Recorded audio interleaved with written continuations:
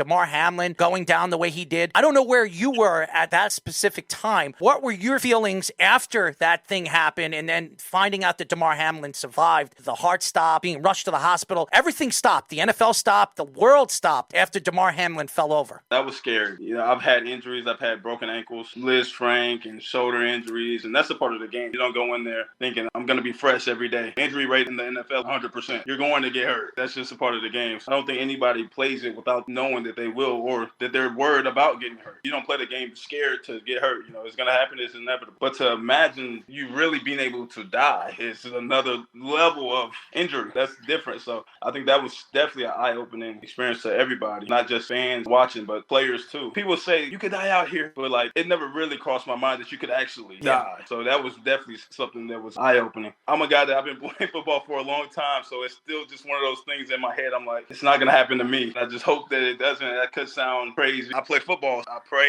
every day that it doesn't happen to me. But there's a lot of things in life in general that could happen. People die, pass away in car wrecks every day, and you never know what's going to happen. For me, I'm still going to play. I love the game, but it's definitely an eye-opening experience, and it's a sad one. I'm glad that he's still here, still breathing. I hope that in the future that he doesn't have any serious complications. He plans to come back this year, and every single doctor that has spoken about this particular injury and thing that happened to him says that he could very much be back on the field a lot sooner than later. Wow. I still don't really know what happened. From what I've seen some stuff online saying that I guess it was just the perfect timing of the hit versus when his heart was on the uptick, 1 in 1,000 type of thing. A lot of people were complaining about the COVID shots. Supposedly, he took the COVID shot 2 weeks before he got hit like that, and some people say the COVID shot was the reason why that happened, and he's not the first person that people have blamed the COVID shot on the reason why their heart stopped or somebody has died. There was a male model that passed away. He was found dead. He was young, and he had the COVID shot about a week before he was found dead. A movie star that was found dead, he took the COVID shot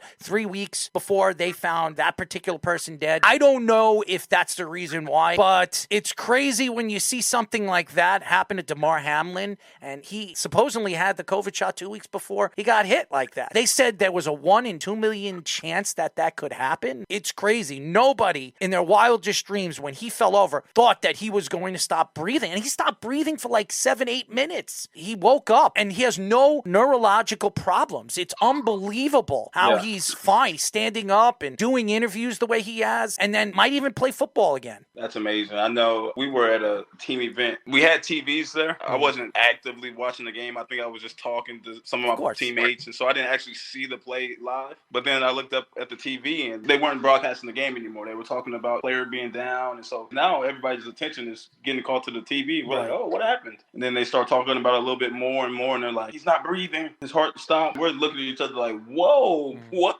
And then they're talking about maybe starting the game, and it's like, that game's over. It was a surreal moment for everybody. I got pissed off because a lot of people were complaining about their fantasy teams, how it was the playoffs and they lost the finals, and this guy almost died on the field. It's just so crazy how the television can make you so detached from another human. Just because you see someone on TV or it's this NFL, we have that shield, it makes people think that people are not human. It just detaches people. The TV screen detaches people for some reason. People think that those people are characters. It just doesn't seem real for someone to be worried about something that little when something so big is at stake. It gets hard for people to detach themselves too and realize that I'm talking about another man's life. They've started the game, and those people were probably so excited about fantasy. They weren't expecting something that serious to happen. But in that moment, all that should go out the window. I know it's easy for me to say, but it's a scary thing when you can see another human die and it still doesn't hit you just because it's on a TV screen. I'm sure for all those people that were watching it live, it was surreal. The energy in that whole stadium was probably something that you probably can't explain. It was a crazy moment. I'm glad that, like you said, neurologically he's good. Yes. I'm glad that he even has the possibility to be able to play again. They're saying he could play this year. I believe that he will. I know from the outside looking in, it probably looks crazy. Like, man, that actually did happen to me. I probably wouldn't play anymore. Right. But you're